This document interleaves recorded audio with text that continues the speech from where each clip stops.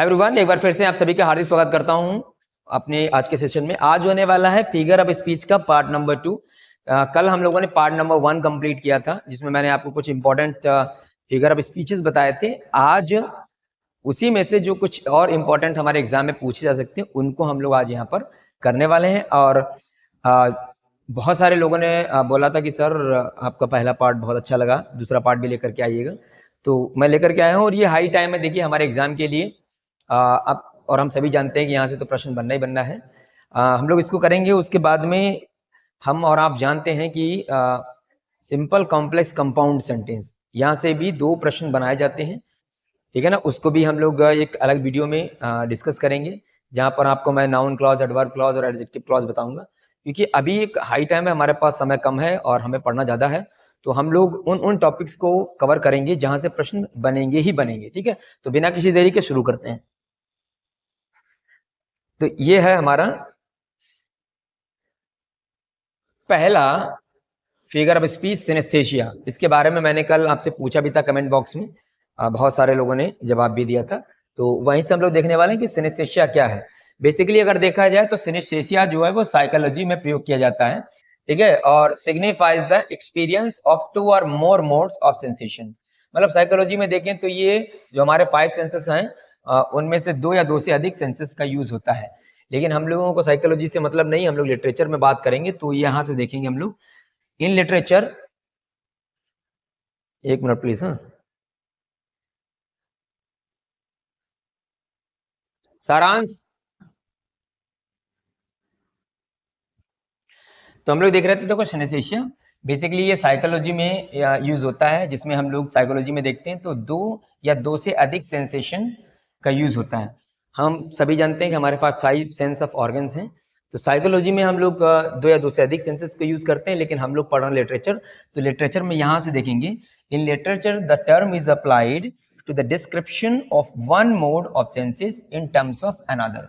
कहने का मतलब सिंपल सी भाषा में समझिए, लिटरेचर में हम लोग सिनेस्थेशिया देखेंगे कि जहां पर एक सेंस का काम है, उस सेंस की जगह हम लोग दूसरा सेंस यूज कर रहे हैं। मतलब यहां पर समझेंगे, जैसे कि मान लो हम लोग वॉच के लिए कोई सेंस यूज कर रहे हैं, मतलब जो आंखों से देखा जा रहा है उसके लिए हमें वॉच लगाना चाहिए, लेकिन उसकी जगह पर हम लोग क्या लगाएंगे, लिसन लगा दें।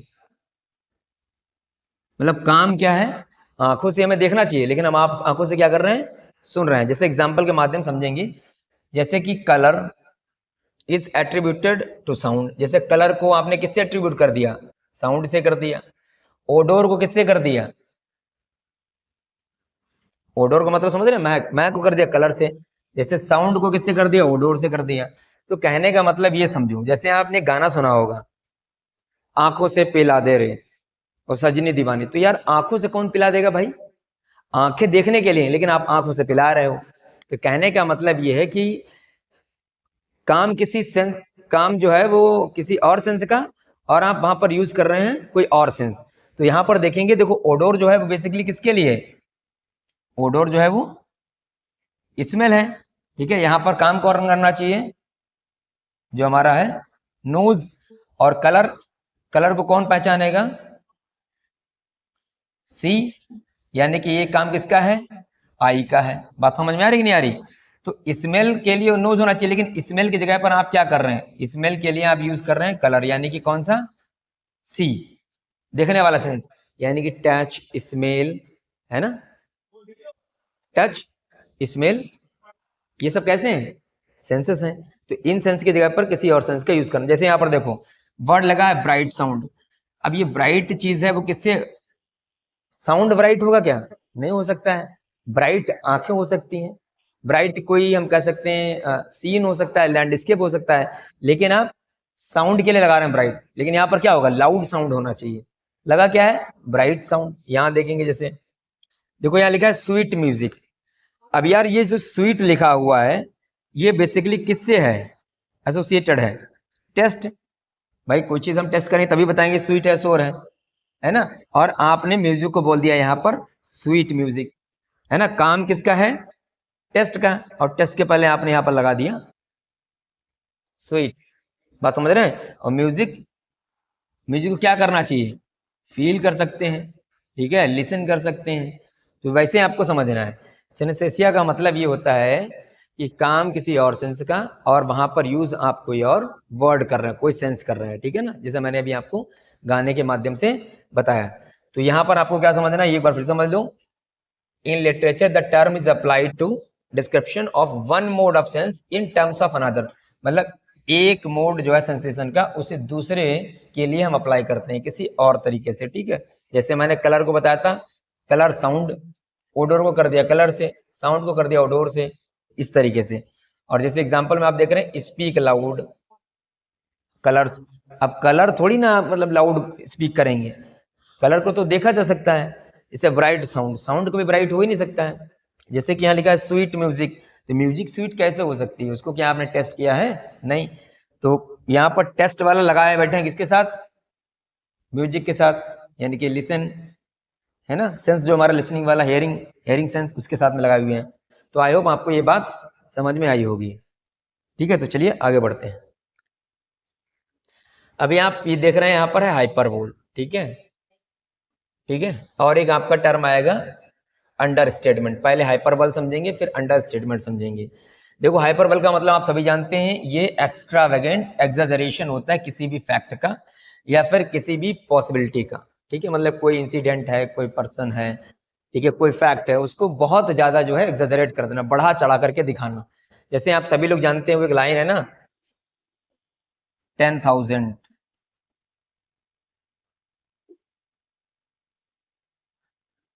saw I at a glance, मतलब एक ही नजर में इन्होंने दसों हजार जो है वो डैफोडिल्स के जो है फ्लावर्स देख लिए। अब ये तो बहुत ज्यादा हो गया ना, भारी भरकम हो गया यार, मतलब एक नजर में कैसे। तो ये एक पहला एग्जांपल। दूसरा देखो, दूसरा एग्जांपल लिख रहा हूं यहाँ पर, she wept of ocean of tears, मतलब वो इतना रोई कि समुद्र भर गया, मतलब समुद्र जितना इतना रोई कि वो समुद्र भर गया। तो ये संभव है क्या, कोई इतना रो सकता है कि समुद्र की जो है इतना भर जाए? नहीं होगा ना, कैसे भी नहीं होगा। तो ये क्या है? हाइपरबोल है। यह बात आपको समझ में आनी चाहिए। अब ये हाइपरबोल क्यों यूज किया जाता है? इट में be used either for serious और फॉर आयरनिक या फिर कॉमिक इफेक्ट के लिए। ये हम हाइपरबोल का यूज करते हैं आयरनिक के लिए या फिर कॉमिक इफेक्ट के लिए। किसको? हाइपरबोल को, ठीक है। अब आप हाइपरबोल देखें, और ये अंडर स्टेटमेंट है, अगला figure of speech. Under statement का मतलब क्या होता है? किसी को डिमिनिश करना, मिनिमाइज करना, यानी कि ये जस्ट जो है अंडर स्टेटमेंट, ये अपोजिट है हाइपरबोल का, ठीक है। अगर हमसे ये पूछ लिया जाए कि भैया जी अंडर स्टेटमेंट का अपोजिट क्या है, तो हाइपरबोल, और हाइपरबोल का पूछा जा रहा है कि अपोजिट क्या होगा, तो हम बताएंगे वहां पर अंडर स्टेटमेंट। यहां तक बात क्लियर होगी, आई होप। चलिए आगे देखते हैं। अब यहाँ देखेंगे, देखो the contrary figure is under statement, मतलब हाइपरबोल का कंट्रेरी क्या है? अंडर स्टेटमेंट है। देखिए इसके लिए एक ग्रीक टर्म यूज किया गया, ये मैंने आपसे पूछा था, मैं बताया भी था। वो ग्रीक टर्म क्या है? म्योसिस। ये मोस्ट इंपॉर्टेंट में लगा लो, इस बार के एग्जाम में पूछा जा सकता है हमारे 2025 में, ठीक है। हमसे ये पूछा जा सकता है कि what is the second name of under statement, तो हम लगाएंगे म्योसिस, ठीक है।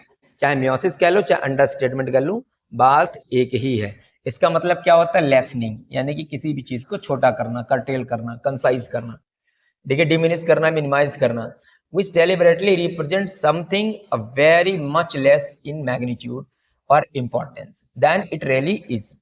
कहना मतलब कोई चीज जितनी महत्वपूर्ण है उतना ना होकर के उसे बिल्कुल ही मिनिमाइज कर देना, ठीक, ये है। और इसका इफेक्ट हमेशा कैसा होता है? आयरनिक होता है।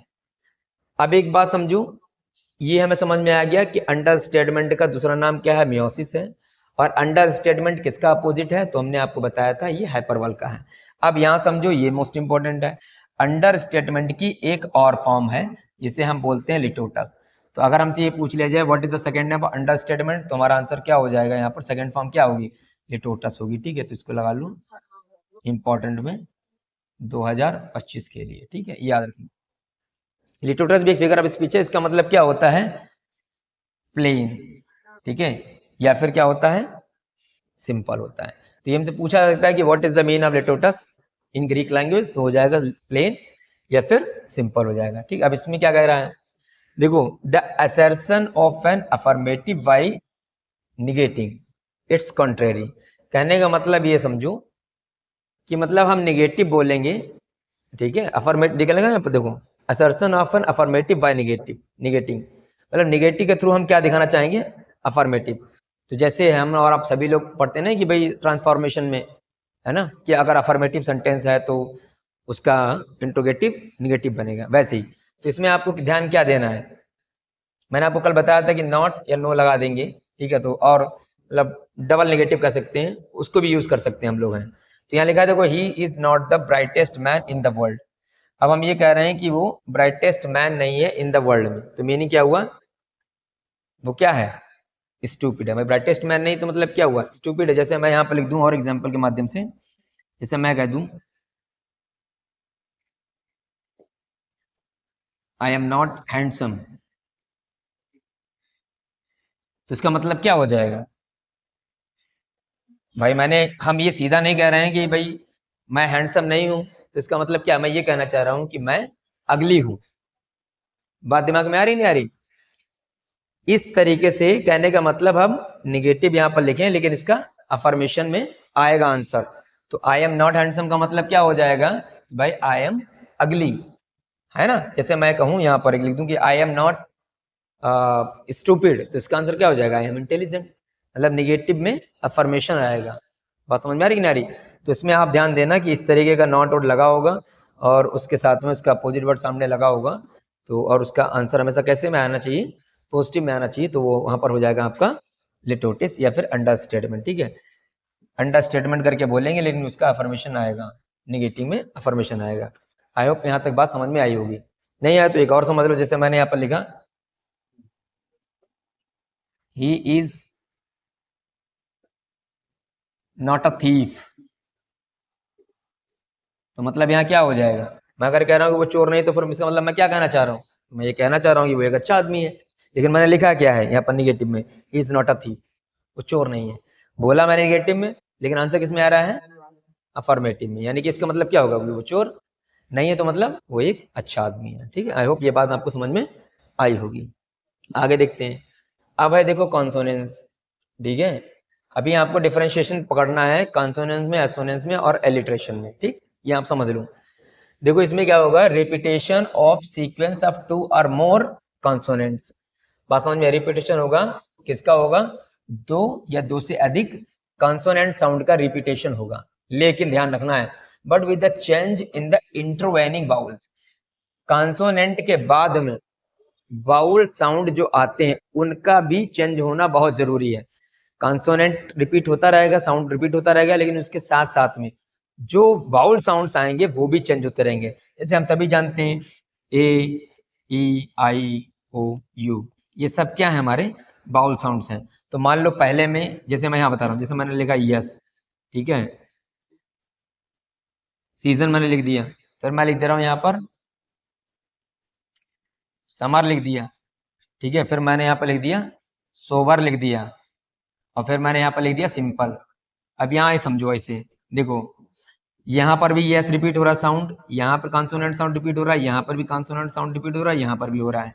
लेकिन अब ध्यान देना, कॉन्सोनेंट साउंड रिपीट होने के साथ साथ बाउल साउंड भी चेंज होने चाहिए। तो यहाँ पर देखो ई है, यहाँ पर देखो यू है, ठीक है, ये भी बदला, ये भी बदला, यहाँ पर देखो ओ आ गया और यहाँ पर देखो आई आ गया। तो इस तरीके से आपको ढूंढना है। जब ये पूरा मैच कर जाएगा, कॉन्सोनेंट साउंड के साथ साथ में बाउल साउंड भी चेंज होंगे, तब आपका क्या हो जाएगा, कॉन्सोनेंट्स होगा, ठीक है। ये इंपॉर्टेंट लगा लो, एलिट्रेशन में आपको कंफ्यूज कर सकता है।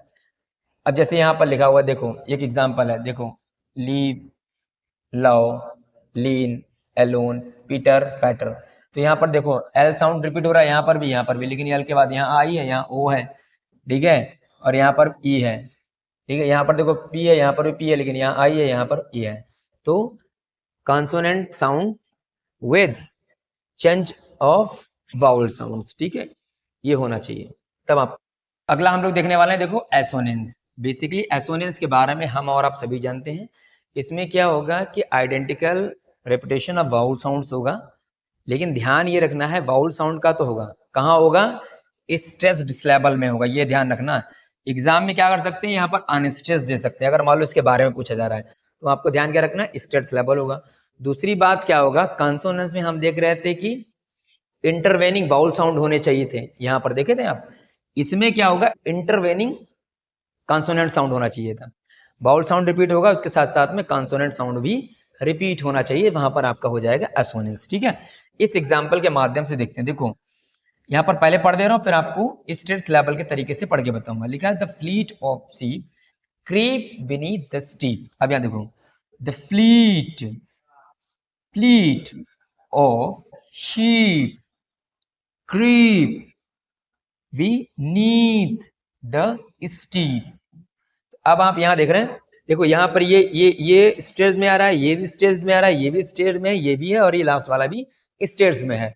तो हमको ये देख रहे हैं बाउल साउंड जो है वो रिपीट हो रहे हैं, चेंज हो रहे हैं। देखो यहाँ पर भी ये है, यहाँ पर ये, फिर ये और ये सब बाउल साउंड्स हैं। इनके साथ में क्या आप देखेंगे कि जो कॉन्सोनेंट साउंड है वो भी चेंज हो रहा है। तो देखो यहाँ पर एफ है, यहाँ पर यस है, यहाँ पर सी है, यहाँ पर बी है, यहाँ पर यस है। इसके साथ साथ में कॉन्सोनेंट साउंड भी आपके चेंज हो रहे हैं। ठीक है ना, ये हमें चीज ध्यान देनी है, बाउल साउंड के साथ साथ में कॉन्सोनेंट साउंड भी चेंज होना चाहिए। यहाँ पर जैसे इनका जो है ओड ऑन ग्रेशन अर्न की ये लाइन यहाँ पर दे रखी है, पीजीटी वाले इसको याद रखेंगे। ये लाइन हमसे सीधे पूछा जा सकती है, और पूछा जा सकता है कि इसमें कौन सा हमारा जो है वो फिगर ऑफ स्पीच है, तो आपको याद रखना है, यहाँ पर आपका एसोनेंस होगा। जैसे लिखो, देखो thou still unravished bride of quietness, thou foster child of silence and slow time। यहां पर आपने देखा कि देखो ये भी बदल रहा है, देखो ये टी है, यस है, यू है, ये बी है, ये सब देखो आपके जो है कॉन्सोनेंट साउंड भी चेंज हो रहे हैं। तो इस तरीके से आपको समझना है, लास्टली बता रहा हूं फिर से कि कॉन्सोनेंट साउंड भी चेंज होना चाहिए, और उसके साथ में आपके जो है वाउल साउंड्स रिपीट करने चाहिए। ठीक है, वाउल साउंड भी आने चाहिए, लेकिन कैसे, आइडेंटिकल और सिमिलर वाउल साउंड। ठीक है, याद रखना है, सिमिलर वाउल साउंड होने चाहिए। सिमिलर आप समझिए, देखो यहाँ पर आई आई आई आई, ठीक है, आई, ये यहाँ पर देखो आई, और यहाँ पर आई, ये सब आपके similar vowel sound, similar vowel sound repeat करने चाहिए, और क्या, कॉन्सोनेंट भी चेंज होने चाहिए। ठीक है, चलिए कॉन्सोनेंट साउंड, ठीक, ये आपको समझना है। अब एलिट्रेशन क्या होता है आपका, एलिट्रेशन जो है एक रिपीटेशन होता है स्पीच साउंड का in a sequence of a near by words. ठीक है, और the term is applied only to consonant sounds, लेकिन रिपीटेशन किसका होना चाहिए, कॉन्सोनेंट साउंड होगा। And only when the recurrent sound is made emphatic because it begins a word or a states level within a word. मतलब देखो alliteration क्या है कि repetition of the same sound. Repetition किसका होगा, जैसे यहां पर देखो रेड रेड रोज, ठीक है, यहाँ पर जो है आर आर आर ये रिपीट हो रहा है, रिपीटेशन साउंड जो है सेम हो रहा है।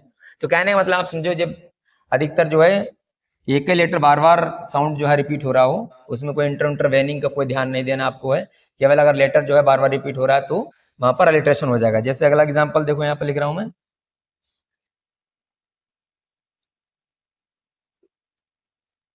विलियम शेक्सपियर का टेम्पेस्ट है, वहां पर देखो फुल फैदम दाई फादर लाइज, यहाँ पर देखो एफ एफ एफ, ये सब रिपीट हो रहा है। ठीक है, तो यहाँ पर क्या हो जाएगा, अलिट्रेशन हो जाएगा। ठीक, अलिट्रेशन का मतलब क्या है, repetition of the speech sounds in a sequence of a near by word, लगातार एक ही जैसा जो है साउंड रिपीट करना चाहिए।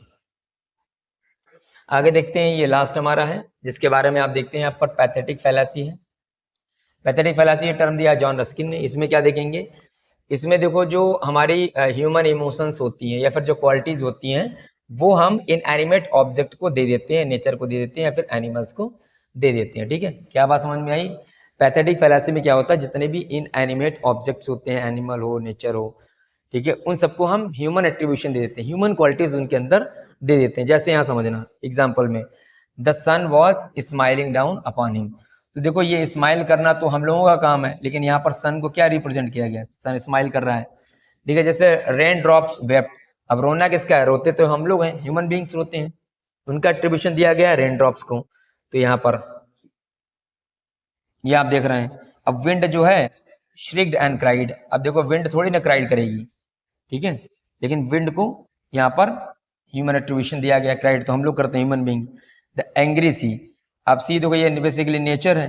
अब नेचर थोड़ी एंग्री हो जाएगी, मतलब गुस्सा उत्साह होना ये सब किसके क्वालिटीज हैं, ह्यूमन बीइंग के हैं, लेकिन यहाँ पर एंग्री सी लिखा गया है। अब देखो क्लाउड सीम्ड सूलन। सूलन का मतलब होता है एक तरीके से गंभीर होना, गुस्से में होना, ठीक है। तो क्लाउड सूलन कैसे हो जाएंगे, हम और आप जैसे कोई चीज़ होती है तो हम लोग स्वेल कर जाते हैं, गंभीर होते हैं, गंभीर रूप से हम लोग दिखाई पड़ेंगे, मेडिटेटिव, कंटेम्पलेटिव। तो यहाँ पर क्लाउड को जो है सूलन बोला गया है। तो इन सारे के सारे एग्जाम्पल्स में आप समझ पा रहे होंगे कि जब भी कभी भी नेचर को हम लोग ह्यूमन एट्रीब्यूशन देंगे तो वहां पर आपका हो जाएगा पैथेटिक फैलासी। आई होप यहाँ तक बात आपको समझ में आई होगी। बाकी देखो हम आप सभी लोग जानते हैं एक चीज, देखो अब हम बात करते हैं ऑक्सीमोरॉन की, पैराडॉक्स की, ठीक है। वहां हम थोड़ा सा बता दे रहे हैं आपको, यहाँ पर बता दे रहे हैं, ठीक है, यहाँ समझो। देखो बेसिकली पैराडॉक्स क्या होता है।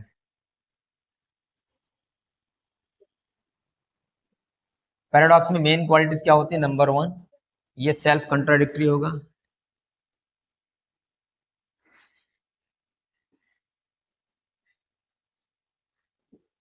दूसरा क्या होगा, इसके अंदर जो होगा यूनिवर्सल ट्रूथ होगा। और तीसरा मैं बता दे रहा हूँ मैक्सिमम इसमें सिंगल क्लॉज होगी मोस्ट ऑफ द टाइम, ठीक है। बात बता रहा हूँ मोस्ट ऑफ द टाइम बोला मैंने, अपवाद का कोई कुछ नहीं कर सकता, ठीक है, जैसे। और तीसरा मोस्टली आप देखेंगे ये, तो चौथा देखेंगे इपिग्रामेटिक में होता है। इपिग्रामेटिक स्टाइल समझ ही रहे हैं आप, ठीक है। अब जैसे आप कंफ्यूज नहीं हो जाना एंटीथीसिस में, ठीक है, एंटीथीसिस में उल्टी होती हैं क्लॉजेस। तो ये इसमें हम पैराडॉक्स में एंटीथीसिस में कैसे डिफरेंशिएशन करेंगे, पैराडॉक्स अगर होगा तो सेल्फ कंट्राडिक्टरी होगा, मतलब अपने आप में ही बात जो है वो खंडन करेगा, लेकिन यूनिवर्सल ट्रुथ होगा, उसमें सत्य होगा सार्वभौमिक। दूसरा है इपिग्रामेटिक स्टाइल होगी, एक एक क्लॉज होगी, अधिकतर एक क्लॉज होती है, ठीक है। जैसे आपने देखा होगा यहाँ मैंने मान लो लिख दिया the child is the father of man. अब आप यहाँ पर देख रहे हो कि एक बच्चा जो है वो आदमी का बाप कैसे हो सकता है, हो सकता है कहीं नहीं हो सकता है। तो कहीं कहीं पर आप देखेंगे अगर इपिग्राम दे रखा है या पैराडॉक्स दे रखा है तो दोनों एक साथ में नहीं, क्योंकि ये इपिग्रामेटिक है, ठीक है। अगर वो नहीं होगा तो इपिग्राम में होगा, ये इपिग्राम नहीं तो पैराडॉक्स लगाओ। तो चाइल्ड जो है वो फादर नहीं हो सकता है अगर देखा जाए, कोई मानेगा ही नहीं। लेकिन आप हम सभी जानते हैं कि आजकल के बच्चे हैं जो वो कान काट रहे हैं, ठीक है। तो इसीलिए इस मामले में ये सही माना जाएगा और ये एग्जाम्पल है पैराडॉक्स का, ठीक। ये बात समझ में आ गई। ऑक्सीमोरॉन क्या होता है, ऑक्सीमोरॉन हम आप सभी जानते हैं, उसमें क्या होगा, जस्ट अपोजिट टू वर्ड्स होंगे। एंटीथीसिस में क्या होता है, दो क्लासेस होती हैं, ठीक है, वो एक दूसरे के कैसे होंगी, अपोजिट होती हैं। ये तो आपको पता ही है, पढ़ लेना उसको अच्छी तरीके से। ऑक्सीमोरॉन में देखो क्या है, ऑक्सीमोरॉन में क्या होगा, जस्ट अपोजिट टू वर्ड्स होंगे, मतलब जस्ट अपोजिट इसको आप बोलते हैं। जैसे यहाँ पर बहुत फेमस आप सभी का है लव इज बिटर स्वीट, ठीक है। जैसे आप देखते हैं सॉलिड बोन, वो नहीं पढ़ा आपने, ये the world is too much उसकी लाइन है, ठीक है, द सॉलिड बोन है। तो आप देख रहे देखो यहाँ पर लव जो है एक बिटर भी है और स्वीट भी है, मतलब खट्टा मीठा। तो ये पहला वर्ड हो गया, ये दूसरा वर्ड हो गया, दोनों एक दूसरे के कैसे हैं, अपोजिट हैं। तो वहां पर क्या हो जाएगा, ऑक्सीमोरॉन हो जाएगा। यहाँ पर देखेंगे सॉलिड, और यहाँ पर सॉलिड हो गया पहला वर्ड और बोन हो गया दूसरा वर्ड। तो सॉलिड का मतलब होता है अभिशापित, अभिशापित है तो फिर वरदान कैसे हो सकता है, तो ये वर्ड दूसरे वर्ड के साथ अपोजिट है, यहाँ पर क्या हो जाएगा, ऑक्सीमोरॉन हो जाएगा। तो इस तरीके से आपको जो है फिगर ऑफ स्पीचेस देख लेनी। आई होप आपको ये बात समझ में आएगी। अगर कहीं पर कोई दिक्कत लगती है तब भी आप हमसे पूछ सकते हैं। तो मिलते हैं अगले सेशन में, तब तक के लिए जय हिंद जय भारत।